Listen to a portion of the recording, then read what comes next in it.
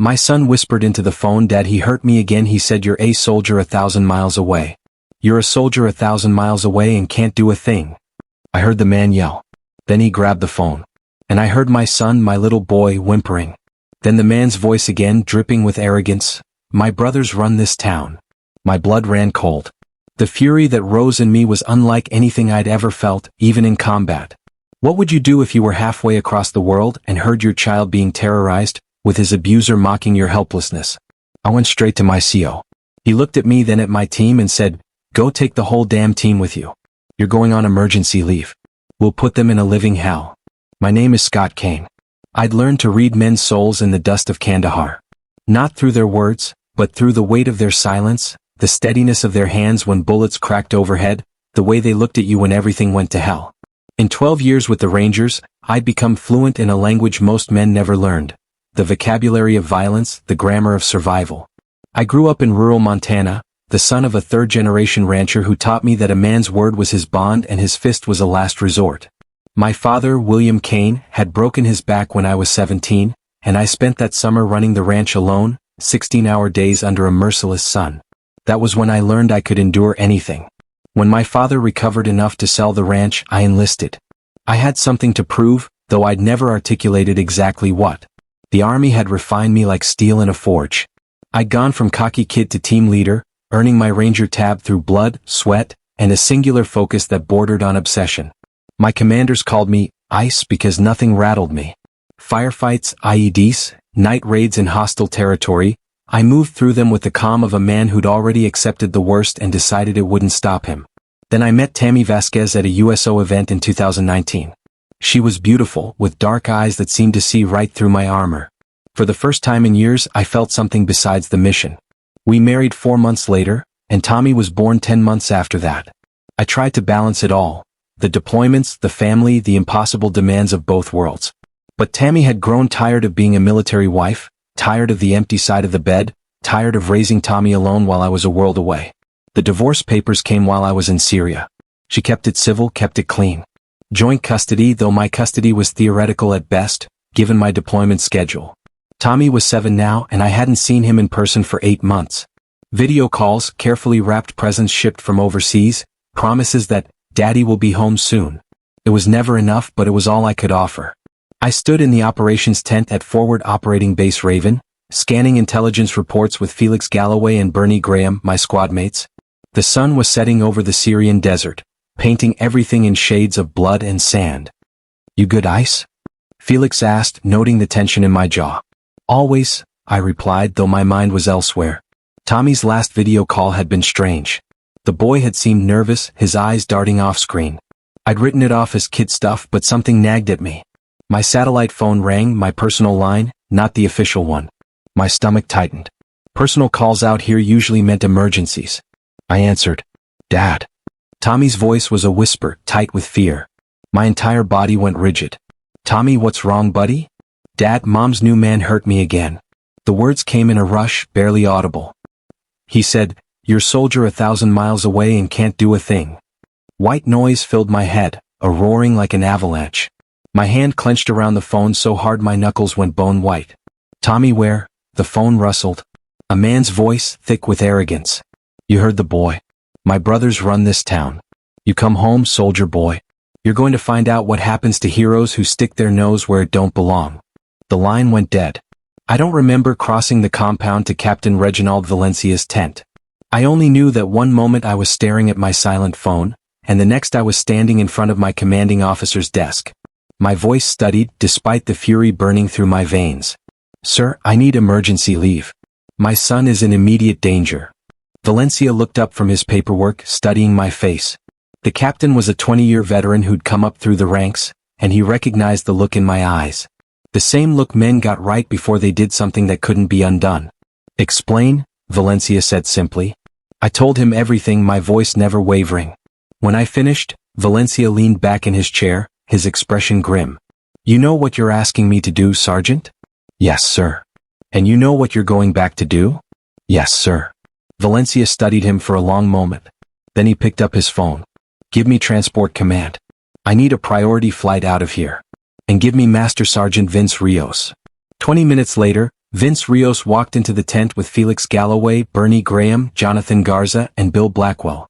They were my fire team, the men I'd served with for 3 years straight. Men who'd carried me when I was hit in Mosul, who'd held the line in Raqqa when everything went to hell. Gentlemen, Valencia said, Sergeant Kane has a family emergency. I'm granting him emergency leave, effective immediately. He paused, his eyes moving across each man's face. I'm also granting all of you leave. You're going with him. Sir, we didn't request, Felix started. I know what you didn't request, Corporal. And I know what you're going to do anyway, so let's make it official. 2 weeks emergency leave. All of you. If anyone asks, you were visiting Sergeant Kane's family for moral support. Valencia's voice hardened. But understand this, you're still soldiers. You represent this unit, this army, and this nation. Whatever you do, whatever happens, I expect you to conduct yourself accordingly. The unspoken message was clear. Don't get caught. Don't embarrass us. Do what needs doing. Yes, sir, they replied in unison. 8 hours later, I sat in a cargo transport heading for Ramstein Air Base in Germany, then on to the States. My team surrounded me, weapons cleaned and stowed, but each man wore the same expression. The blank, focused look of operators preparing for a mission. What's the situation on the ground? Vince asked. At 34, he was the oldest of them, a career NCO with a wife and 2 daughters of his own back in Texas. I pulled out my phone, scrolling through the research I'd been conducting during the flight prep. My ex-wife Tammy has been seeing a guy named Gilberto Barajas. Small-time criminal in Ridgefield, Oregon. That's where she moved after the divorce. Population, 12,000. Barajas has 2 brothers, Rafael and Jeremy. All 3 have records. Assault, drug possession, extortion. Police? Bernie asked. I called Oregon State Police from the base, reported the abuse. They said they'd send someone to do a welfare check. My jaw tightened. That was 6 hours ago. No callback. Bill Blackwell, the team's communication specialist, pulled out a laptop. Let me see what I can dig up. For the next 2 hours, as the transport droned across the Atlantic, Bill worked his magic. What he found painted an ugly picture. The Barajas brothers aren't small time, Bill said finally. They're part of a larger network. Their uncle, Valentin Vaughn, runs a drug distribution operation across 3 counties. The brothers are his enforcers. And get this, Ridgefield's police chief, Peter Sharp, has a brother-in-law who works for Vaughn. The whole department's compromised. How compromised? I asked. There were 3 complaints filed against the Barajas brothers in the last 2 years. Assault, domestic violence, intimidation. All of them disappeared from the system. No follow-up, no charges. I felt the ice in my chest spread, numbing everything except the mission. This wasn't just about getting Tommy safe. This was about dismantling an entire network that thought it was untouchable. All right, I said quietly. Then we do this the hard way. We landed at Portland International at 0600 local time. I'd called ahead to my old Army buddy, Horace Pierce, who'd left the service 2 years earlier and opened a security consulting firm in nearby Vancouver, Washington. Horace met us at the airport with 2 SUVs, no questions asked. Good to see you, Ice, Horace said, gripping my hand. Heard you needed some support. Always do, I replied. What do you know about Ridgefield? Small town, big problems. The Vaughn operation is the worst-kept secret in the county. They move meth and heroin up from California, distributed through the I-5 corridor. Everyone knows, nobody does anything. They drove to Ridgefield in convoy, rolling into town just after sunrise. I directed them past the small downtown, past the local diner and the hardware store, to the neighborhood where Tammy lived. It was a modest area, working-class homes with chain-link fences and tired lawns. Tammy's house was a small blue Rambler at the end of a cul-de-sac. My throat tightened as I saw Tommy's bike lying in the front yard. One wheel slowly spinning in the morning breeze. Eyes open, Vince murmured. Black Escalade 3 houses down, 2 men inside. I had already seen them. Watchers. The Barajas brothers weren't taking chances. Bernie, Felix, you're with me. Everyone else maintained position and surveillance. Bill, get eyes in the sky. Bill had brought a commercial drone, small enough to be invisible, but powerful enough to give them a complete picture of the neighborhood. I approached the front door, my team flanking me. I knocked 3 times, firm but not aggressive. The door opened a crack and Tammy's face appeared. She looked older than I remembered, with dark circles under her eyes and a fresh bruise on her cheekbone that makeup didn't quite hide. Scott, her voice cracked. What are you? Where's Tommy? She glanced over her shoulder, then stepped outside, pulling the door closed behind her. You can't be here, Gilberto. Oh, Gilberto. Where is Tommy? He's at school. Scott, please. You need to leave. You don't know what these people are capable of. Then tell me. Tammy's hands shook as she wrapped her arms around herself. I didn't know. Not at first. Gilberto was charming, attentive. He had money. I thought he was a contractor or something. By the time I figured out what he really did, I was already in too deep. Tears spilled down her cheeks. He said if I left him, if I went to the police, his family would hurt Tommy. Hurt me. I saw what they did to a woman who testified against Raphael. She disappeared. Scott, they found her car in a ravine 2 months later, but they never found her. How long has he been hurting Tommy? 3 months. It started with yelling, then pushing. Last week she couldn't finish. I felt Felix's hand on my shoulder, steadying me. When I spoke, my voice was calm, almost gentle. Tammy, I need you to trust me. Can you get Tommy out of school early? Say it's a family emergency. Gilberto will know. He has people watching. Let them watch. What time does Tommy get out of school normally? 3 o'clock. Where's Gilberto now? He left this morning. He said he had business. She looked at me with desperate hope. Can you really get us out of this? I'm going to do better than that, I said. I'm going to make sure they never hurt anyone again. After Tammy went back inside, my team and I returned to the SUVs. Bill had the drone footage pulled up on his laptop. Got something interesting, Bill said. There's a warehouse on the industrial side of town. A lot of traffic coming and going. Our friends in the Escalade have been in radio contact with someone there. Vaughn's operation? Felix asked. Most likely, but there's more. I pulled property records. The warehouse is owned by a shell company, but I traced it back. Guess who's listed as a silent partner? Don't tell me, Vince muttered. Police Chief Peter Sharp. Not directly. It's buried under his wife's maiden name and 3 other LLCs. But it's there. I nodded slowly. So, we're dealing with a criminal enterprise with police protection. They think they're bulletproof. What's the play? Bernie asked. I looked at my team. These men who'd followed me into hell more times than I could count. We go to Tommy's school. Secure him first, then we start taking apart their operation piece by piece. But we do it smart. We document everything, build a case that can't be ignored, and when they come for us, and they will, we make sure we're ready. And if they don't give us a choice? Vince asked quietly. My eyes were cold as winter in Montana. Then we handle it the way we handled Mosul. Ridgefield Elementary was a sprawling brick building surrounded by playgrounds and portable classrooms.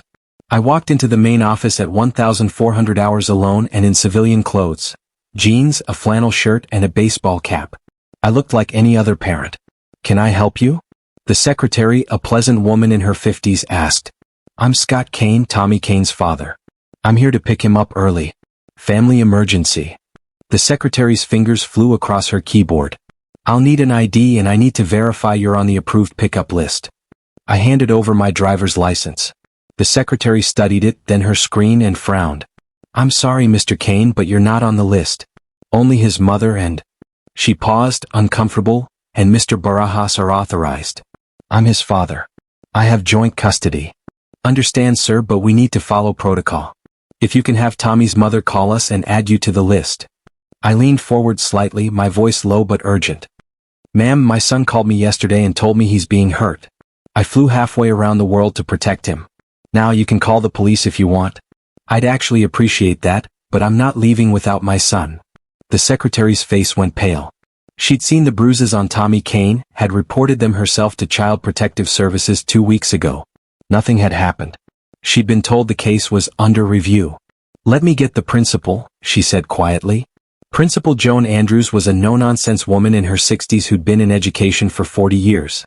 She listened to my story, saw the military ID that confirmed I was who I claimed, and made a decision. I'll release Tommy to you, she said. But I'm also calling CPS and the Oregon State Police. This situation needs to be investigated properly. I'd expect nothing less, I said. Thank you. 20 minutes later, Tommy Kane walked out of his classroom, saw his father standing in the hallway, and broke into a run. I caught him, held him tight, felt the boy's small body shaking. You came, Tommy whispered. Always, buddy. Always. As we walked to the SUV where Felix waited, I examined my son. Tommy had a fading bruise on his arm, another on his ribs, visible when his shirt rode up. Rage burned in my chest, but I kept my voice calm. "You're safe now," I told Tommy. "Nobody's going to hurt you again." We drove to a motel on the outskirts of town, a place Bill had scouted earlier. The team had taken 4 adjoining rooms, turning them into a makeshift operations center. Horace had brought additional supplies, surveillance equipment, secure communications gear, and enough to sustain them for 2 weeks. Tommy sat on one of the beds eating pizza while Vince showed him pictures of his own daughters. I stepped outside with Bill and Bernie. "Police chief just got a call from the school," Bill said, monitoring the scanner. "He's dispatching 2 officers to Tammy's house." "Good," I said. "Let them do their job. We stay clean. But I want eyes on that warehouse tonight. Full surveillance. Who comes? Who goes? What are they moving?" That night, Felix and I conducted the reconnaissance personally. The warehouse sat at the end of a dead-end road, surrounded by a chain-link fence topped with barbed wire. Security cameras covered the approaches, but they were cheap commercial models easily avoided. We moved through the darkness like shadows, using the skills drilled into us through years of night operations. From a high position 50 meters out, we watched through thermal optics. "I count 6 individuals inside," Felix murmured. "Heavy activity near the loading dock. Looks like they're packaging something." "Drugs," I said. "They're preparing a shipment." As we watched, 3 vehicles arrived. A Mercedes SUV, a Lexus sedan, and a beat-up pickup truck. Men emerged, including 2 I recognized from Bill's research, Jeremy and Rafael Barajas. And then Gilberto Barajas stepped out of the Mercedes. I'd studied the man's photo, but seeing him in person crystallized everything. Gilberto was 6'2", heavily built, with slick-back hair and expensive clothes. He moved with the swagger of a man who'd never been held accountable for anything. This was the man who'd hurt my son. "Easy," Felix whispered, sensing my tension. We observed for 2 more hours, documenting everything with high-resolution photos and video. The warehouse operation was sophisticated. Multiple distribution points, careful packaging, professional-grade security. This was not amateur hour. As we prepared to extract, my phone buzzed. A text from Bill. "Tech from Bill. Incoming 2 vehicles heading your direction. Move now." We melted into the darkness, reaching our vehicle just as headlights swept across the road behind us. Someone had spotted us or suspected surveillance. "They're getting nervous," Felix said as we drove away. "That's good. Nervous people make mistakes." I nodded, but my mind was already on the next phase. I gathered intelligence. Now it was time to start applying pressure. The next morning I made 3 phone calls. The first was to the FBI field office in Portland. I identified myself, provided my military credentials, and reported a large-scale drug distribution operation with law enforcement corruption. The agent who took my call was professional but skeptical until I mentioned I had photographic evidence and surveillance footage. "I can have an agent meet you this afternoon," the agent said. "Make it 2 agents," I replied. "And bring someone from the DA." The second call was to a lawyer Horace recommended. Lauren Navarro, a former prosecutor who'd left the district attorney's office after butting heads with corrupt officials once too often. She agreed to represent me in the custody matter and to review my evidence of the criminal enterprise. The third call was to a journalist, Mandy Bruce, an investigative reporter with the Portland Tribune who'd written extensively about rural drug operations and police corruption. "Mr. Kane," she said when we met for coffee, "I've been trying to crack the Vaughn organization for 2 years. If you have what you say you have." "I have it," I said, sliding a flash drive across the table. "Full surveillance from last night. Faces, vehicles, license plates. Enough to start connecting dots." Mandy studied him. "Why are you doing this? You could just take your son and leave." "Because Tommy isn't the only kid in this town," I said. "And these people will keep hurting others until someone stops them." By afternoon, the pressure was mounting. The FBI agents, a veteran named Francis Mesa and a younger agent named Ariel Peak, reviewed my evidence with increasing interest. The DA agent, a hard-eyed woman named Kristen Vang, made 3 phone calls during the meeting, each one more urgent than the last.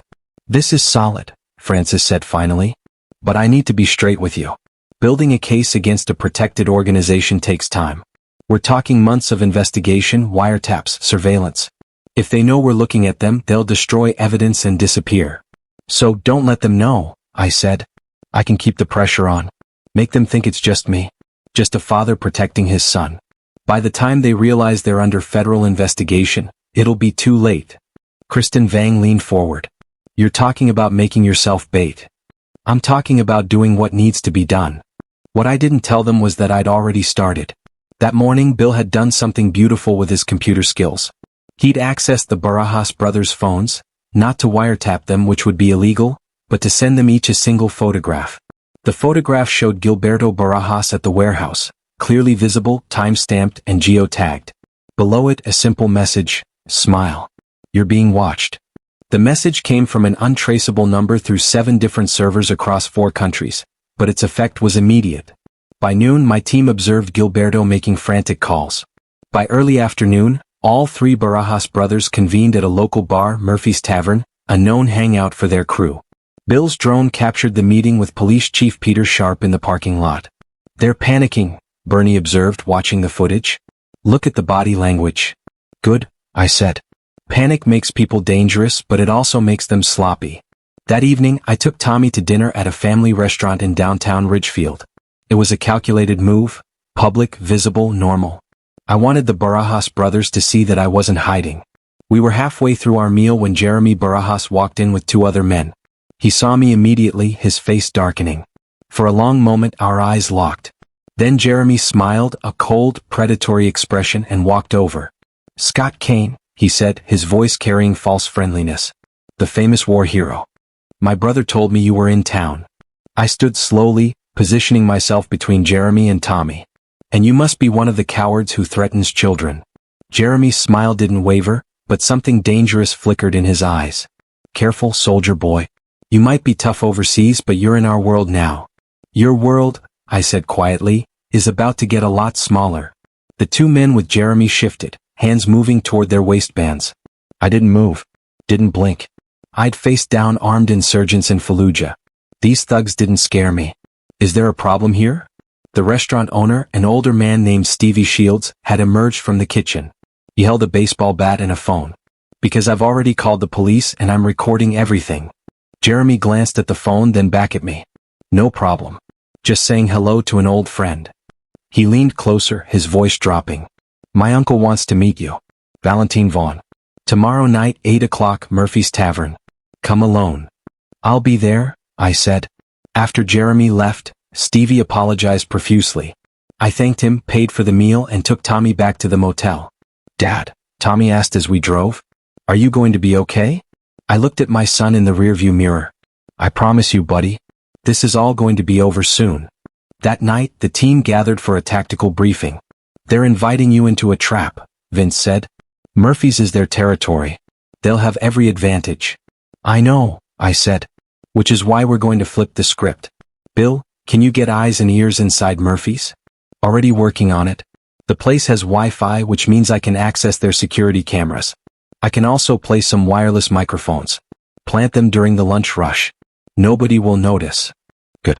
Felix, Bernie, I want you outside with overwatch positions. Jonathan, you're my backup. You'll be inside playing the drunk regular. Vince, you coordinate with our FBI friends.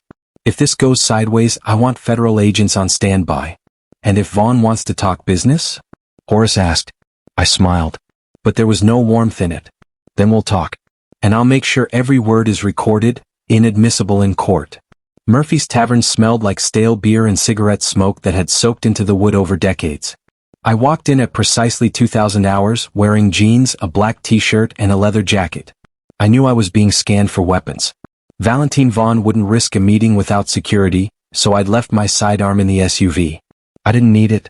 This wasn't that kind of meeting. Valentine Vaughn sat in a booth at the back, surrounded by 4 men. He was in his 50s, lean and sharp-featured, with silver hair and cold eyes. He wore an expensive suit that looked out of place in the dive bar. Sergeant Kane, Vaughn said, gesturing to the seat across from him. Thank you for coming. I slid into the booth. Jonathan Garza sat 3 tables away, hunched over a beer, the perfect picture of a lonely drunk. I could feel rather than see Felix and Bernie in their positions outside. Rifles ready. Let's skip the pleasantries, I said. You wanted to meet. Here I am. Vaughn smiled. I appreciate that. I'll be direct too. You're causing problems for my organization. The school incident. The surveillance. The federal agents asking questions. This needs to stop. Your nephew hurt my son. That needs to stop. Gilberto has a temper. He'll be dealt with. Not good enough. Vaughn's smile faded. You don't seem to understand your situation, Sergeant. I run 3 counties. I have police, judges, lawyers on my payroll. You're one man with a grudge. How do you think this ends? I leaned forward. It ends with you in a federal prison. See, while you've been building your little empire, I've been building a case. The FBI has my evidence. The DA is watching your warehouse. And in about. I checked my watch. 10 minutes, a story is going to drop in the Portland Tribune detailing your entire operation with photos. Vaughn's face went still. You're bluffing. Am I? Check your phone. Vaughn pulled out his phone. His fingers moving rapidly. His face went pale. Mandy Bruce's story had just gone live online, complete with photographs and a detailed breakdown of the Vaughn organization structure. You made a mistake, I said quietly. You thought you were untouchable. You thought hurting a kid wouldn't matter because his father was too far away. But I'm not far away anymore. And I'm not stopping until every one of you is behind bars. Vaughn's men tensed, hands moving toward weapons. I didn't move. You pull those guns, I said, and every one of you gets caught on camera. Bill showed them. On every screen in the bar, the TV above the counter, the old school arcade machine in the corner, even the jukebox display, the same image appeared. A live feed from the security cameras showing the booth, showing Vaughn's men reaching for their weapons. Say cheese, I said. You're live on the internet. Bill had hacked every device in the bar and was streaming to multiple platforms. Thousands of people were watching. Vaughn's jaw clenched. Turn it off. Not until we're done talking. Here's how this works. You and your organization are finished. The feds are coming. You can cooperate, cut a deal, maybe see daylight before you're 70, or you can fight. In which case, I'll make sure they add every charge they can think of. Your choice. And Gilberto. Gilberto is done hurting people. If he comes near my son again, if he comes near Tammy, if he even thinks about retaliating, I will end him. And I don't mean legally. Do you understand? Vaughn stared at me for a long moment. You're threatening to kill him. I'm promising to protect my family however necessary. For the first time, something like respect flickered in Vaughn's eyes. You know, Sergeant, in another life, you'd have made a good soldier for my organization. In another life, I said, you'd have made an honest living. I stood to leave, then paused. Oh, and Vaughn, tell Peter Sharp his career is over. The FBI knows about his partnership. He'll be arrested tomorrow morning. I walked out of Murphy's Tavern, knowing every eye in the place was on me. I just painted a target on my back, but I'd also made my position clear. The Vaughn organization could surrender or fight, but either way they were going down. The question was, what would they choose? The answer came at 0200 hours. I was in my motel room, Tommy asleep in the other bed, when Bill's voice crackled through my radio. Multiple vehicles approaching your position. At least 8 men, all armed. I was moving before Bill finished speaking. I scooped Tommy up, the boy waking with a start, and carried him to the adjoining room where Vince was on watch. Take him, I ordered. Get him to Horace's safe house. Now. Dad. Tommy's voice was small, frightened. It's okay, buddy. Uncle Vince is going to keep you safe. I'll see you soon. Vince didn't argue. He wrapped Tommy in a blanket and disappeared through the back door, moving fast toward a vehicle we'd positioned for exactly this scenario. I turned to my remaining team. They're coming hard. Felix, Bernie, Jonathan. We hold them here, but we do it clean. No kill shots unless absolutely necessary. These men need to stand trial. You sure about that? Bernie asked. Because they're not coming to talk. I'm sure. We're soldiers, not executioners. The attack came 3 minutes later. 2 vehicles pulled into the parking lot, discharging armed men. They weren't subtle. They were here to send a message, but I had spent the last 2 days preparing this location. Bill had rigged cameras, motion sensors, and remote access to the motel's electrical and security systems. We knew the attackers were coming before they even exited their vehicles. Lights out, Bill said from his position in a third-floor room.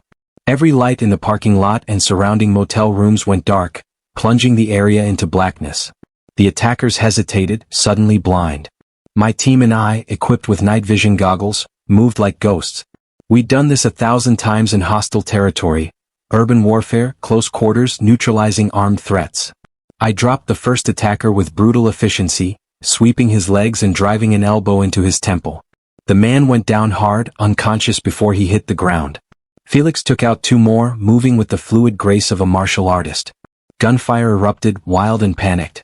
The attackers were shooting blind, rounds punching into motel walls and vehicles. I moved through the chaos, disarming another attacker, using the man's own momentum to slam him into a parked car. FBI. Drop your weapons. The voice came from the street. Francis Mesa and 6 other federal agents poured into the parking lot, weapons drawn, flashlights cutting through the darkness. The remaining attackers, realizing they were surrounded and outgunned, threw down their weapons and dropped to their knees. It was over in 90 seconds. As the agents secured the attackers, Francis approached me. You knew they were coming. I suspected that they might, I said. That's why I called you 6 hours ago. You used yourself as bait. I used myself as evidence. Every one of these men is guilty of attempted murder, assault with deadly weapons, conspiracy. You can trace them back to Vaughn, and Gilberto Barajas led them here himself. I saw him in the second vehicle. Frances shook her head, but she was smiling slightly. You're either very brave or very crazy. I'm a father, I said simply. The next morning the arrests began.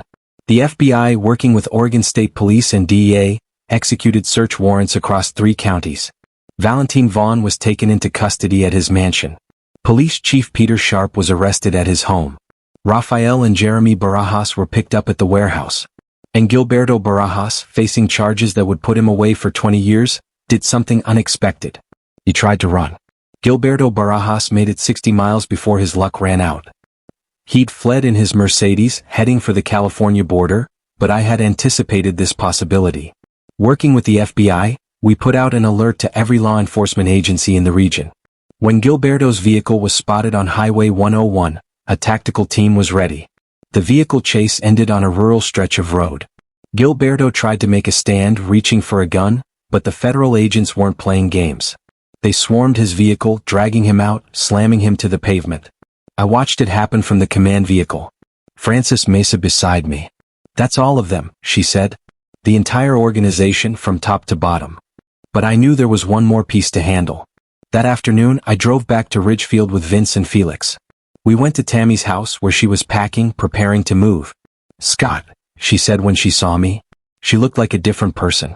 The fear gone from her eyes, replaced by cautious hope. I heard about the arrest. Is it really over? It's over. Gilberto's in federal custody. He'll face charges for what he did to Tommy, plus attempted murder, assault on federal agents, a dozen other counts. He's not getting out.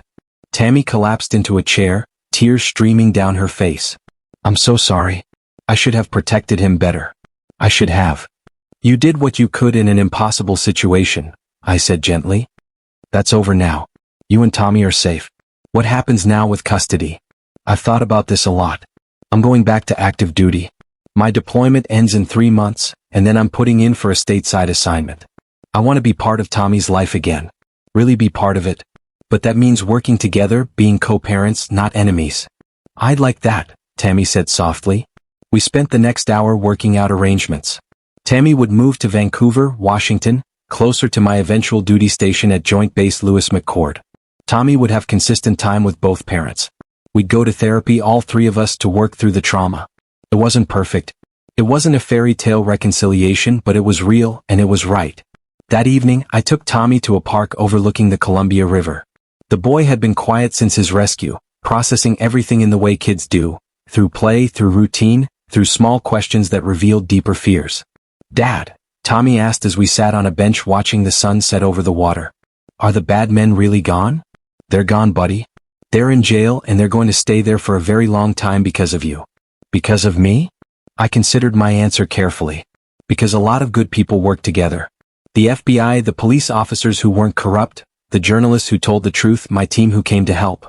Nobody does these things alone. But you started it. I did what any father would do. I protected my son. Tommy leaned against me, small and warm. I knew you'd come. Even when Gilberto said you couldn't, I knew. I wrapped my arm around my son, feeling something unlock in my chest. I will always come for you, Tommy. No matter where I am, no matter what happens, that's a promise. 3 weeks later, I stood in federal court in Portland watching Valentin Vaughn, Peter Sharp, and the Barajas brothers were arraigned. The charges were extensive: drug trafficking, racketeering, corruption, assault, attempted murder. The judge denied bail for all of them. Gilberto Barajas, facing an additional charge of child abuse, would go to trial in 3 months. But the evidence against him was overwhelming. Testimony from Tommy, from Tammy, from teachers who'd seen the bruises. Combined with his other charges, he was looking at life without parole. After the arraignment, I met with Francis Mesa and Kristen Vang outside the courthouse. "We couldn't have done this without you," Francis said. "Your evidence, your testimony, it was all crucial."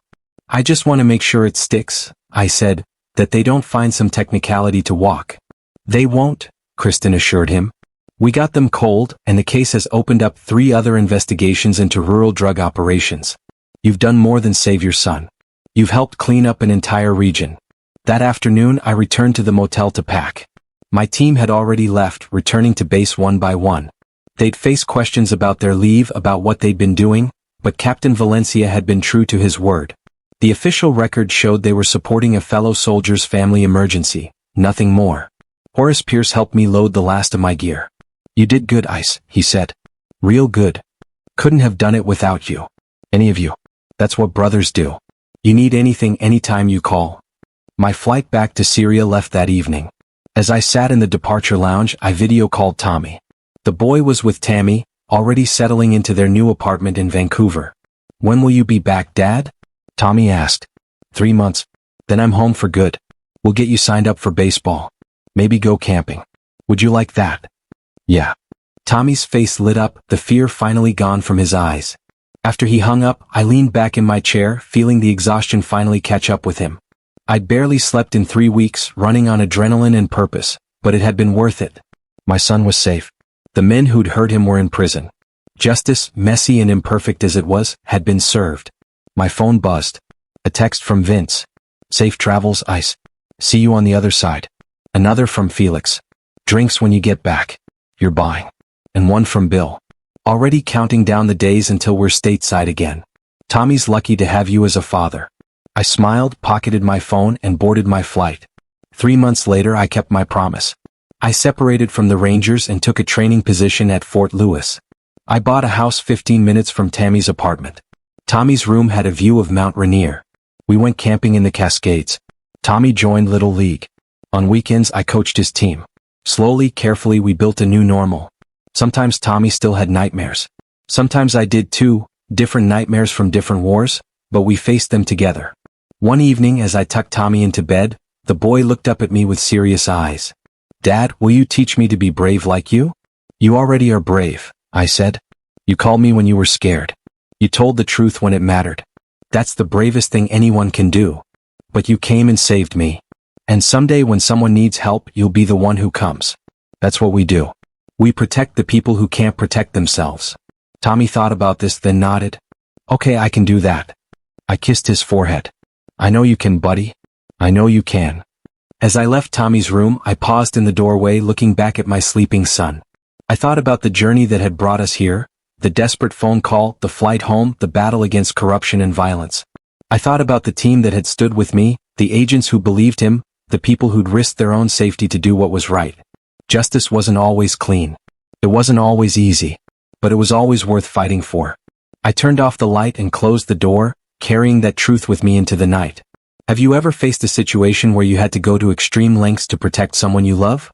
What would you have done if you were in Scott's shoes, hearing your child's abuser mocking you from 1,000 miles away?